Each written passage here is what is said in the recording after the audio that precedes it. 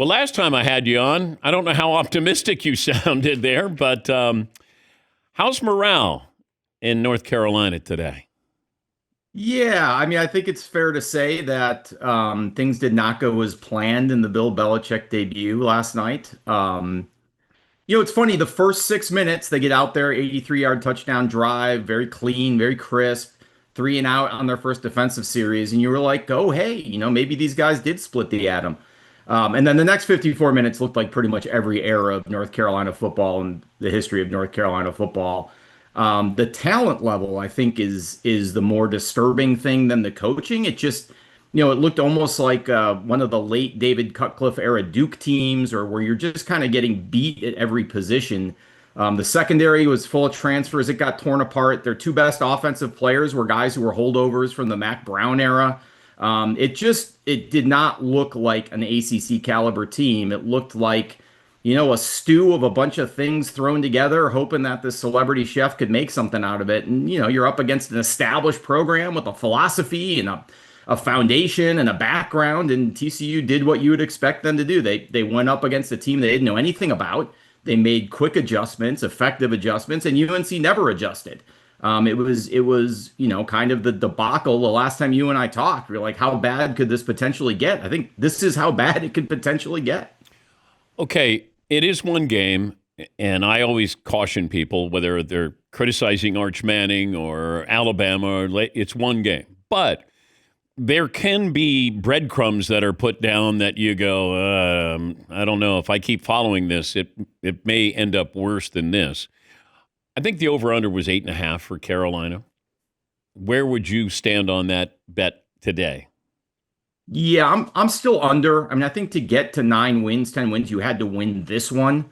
That's kind of predicated on getting off to a good start. You win the TCU game. You got all this hype. You got Michael Jordan, Lawrence Taylor, Mia Hamm, Roy Williams. Not that Roy misses a UNC football game, but you had the national sports world watching, and Herb Street and Reese Davis and Pat McAfee and Herbie's dog, and like everybody on the planet's watching this football game.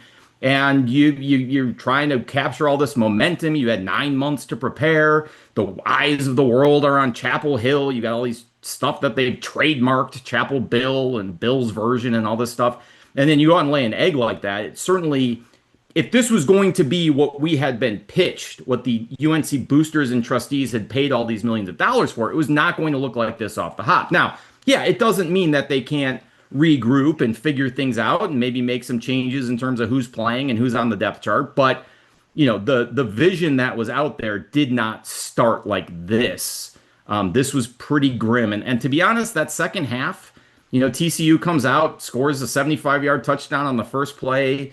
Carolina coughs it up for another TCU touchdown. I mean, I hate to say like a team quit, but it did look like Carolina ran out of gas physically and emotionally and just couldn't keep up in the second half. That's not a great sign in terms of what are the breadcrumbs in terms of what could work going forward when you had 6 minutes of good football that you had 9 months to prepare for, and everything else fell apart after that. Yeah, and that's what I was going to bring up, Luke, that you had all this time to prepare for this opponent. You bring in 70 new players. Yes, you have Bill Belichick, the king of adjustments. And I'm thinking, all right, TCU is showing some life here offensively. Bill will make changes. He did that famously with the Patriots. I just don't know if you can ask an 18 or 19 or 20-year-old to make adjustments on the fly like he was asking professionals in New England, and maybe he didn't have the talent that he thought, because there felt like a real disparity, in the second half of the haves and the have-nots. And I honestly think it could have been worse in the first half. There were opportunities for TCU to throw the ball that they weren't taking because they really were, like it's football, right? We're going to establish the run game and go through our scheme and get everything set up. And there were chances to take shots deep against North Carolina secondary in the first half, but TCU passed on. They did not in the second half. And that would be the number one thing that would worry me if I were Bill Belichick, Mr. Defense. I mean, maybe there just weren't enough lacrosse players out there, but the secondary's inability to cover, and then the inability to get pressure. I mean, it was just sort of a cascading series of failures on defense. And then what happened at that point, the second half, is the complete inability to tackle. So now we've gone from adjustments to cascading failures to just fundamentals. And if I'm Bill Belichick, that's what's going to keep me up last night more than anything. Is we put together a roster that not only can't make the adjustments you're talking about, but can't do the basic things we need to do just to win football games.